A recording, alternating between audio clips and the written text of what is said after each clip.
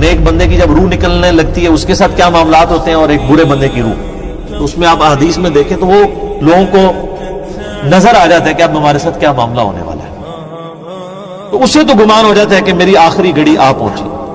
وَالْتَفَّتِ السَّاقُ بِالسَّاقِ، اور پنڈلی پنڈلی سے جڑ جا۔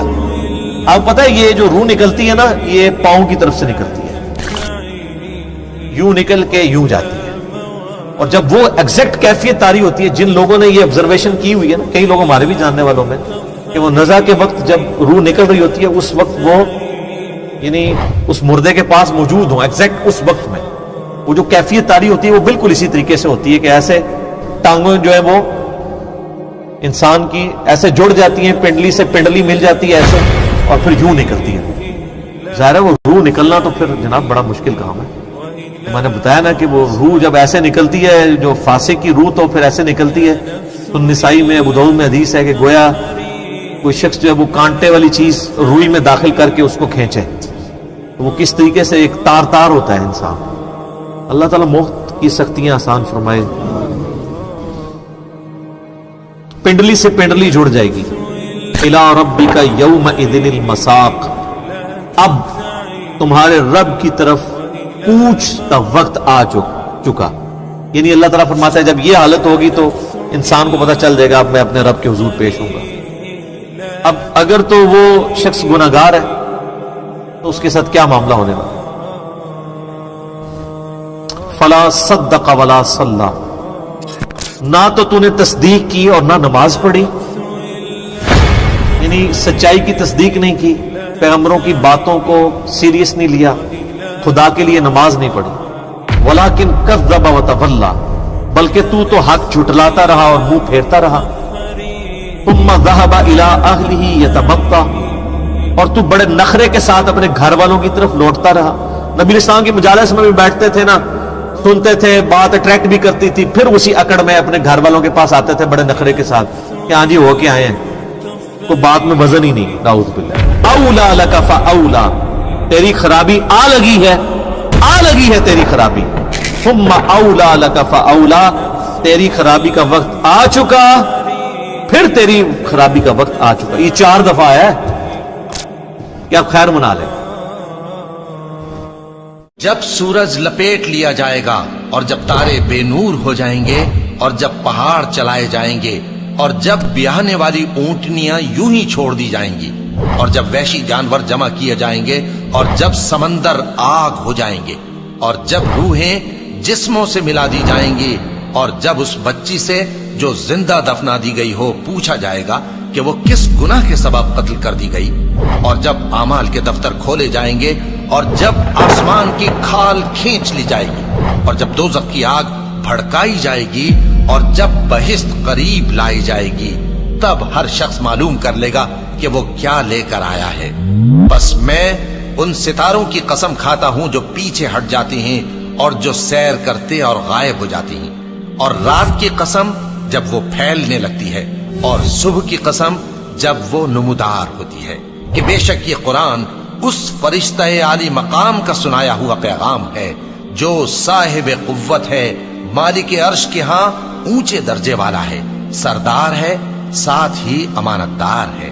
اور مکے والو، تمہارے رفیق یعنی ہمارے پیغمبر صلی اللہ علیہ وآلہ وسلم دیوانے نہیں ہیں، اور بے شک انہوں نے اس فرشتے کو آسمان کے کھلے کنارے پر دیکھا ہے، اور وہ غیب کی باتوں کے ظاہر کرنے میں بخیل نہیں، اور یہ کسی شیطان مردود کا کلام نہیں ہے۔ پھر تم لوگ کدھر جا رہے ہو؟ یہ قرآن تو تمام جہانوں کے لیے نصیحت ہے، یعنی اس کے لیے جو تم میں سے سیدھی راہ چلنا چاہے، اور تم لوگ کچھ بھی نہیں چاہ سکتے مگر وہی جو اللہ رب العالمین چاہے۔ اللہ فرماتا ہے کہ تیری خرابی آ پہنچی، پھر تیری خرابی آ پہنچی، پھر تیری خرابی آ پہنچی، تیری خرابی آ پہنچی۔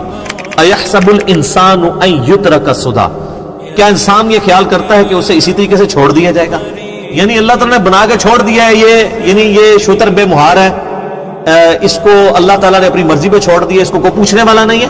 أَفَحَسِبْتُمْ أَنَّمَا خَلَقْنَاكُمْ عَبَثًا، کیا تو نے یہ گمان کیا کہ ہم نے تجھے فضولی پیدا کر دیا اور تجھے لوٹ کے ہماری طرف نہیں آنا؟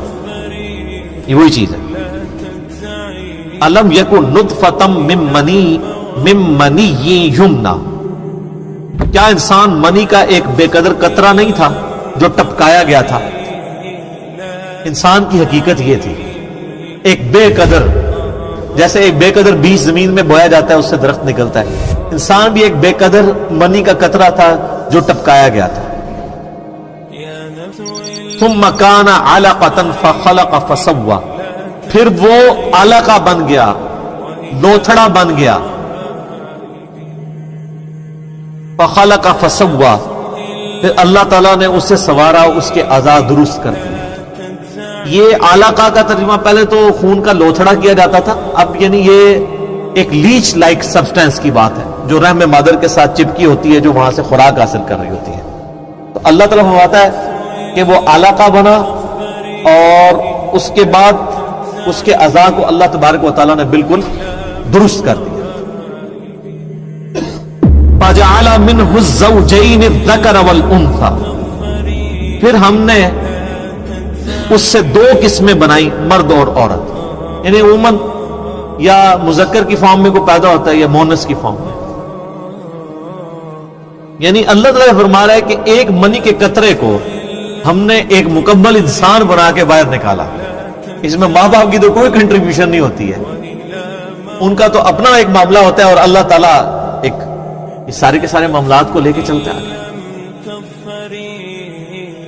अलैसा ज़ालिक, क्या वो हस्ती जो इस बात पे कुदरत रखती है कि एक बेकदर पानी से एक मुकम्मल इंसान बना के निकालती है, तब इंसान पागल हो जाता है कि एक बेकदर पानी, फिर वो किस तरीके से उसमें डेवलपमेंट होती है, उंगलियां बनती हैं, आंखें आती हैं, नाखून तक बन जाते हैं, पूरे अज़ा फिट होते हैं, और फिर वो उस सबसे बड़ी बात उसके अंदर जान होती है, फिर वो निकलता है।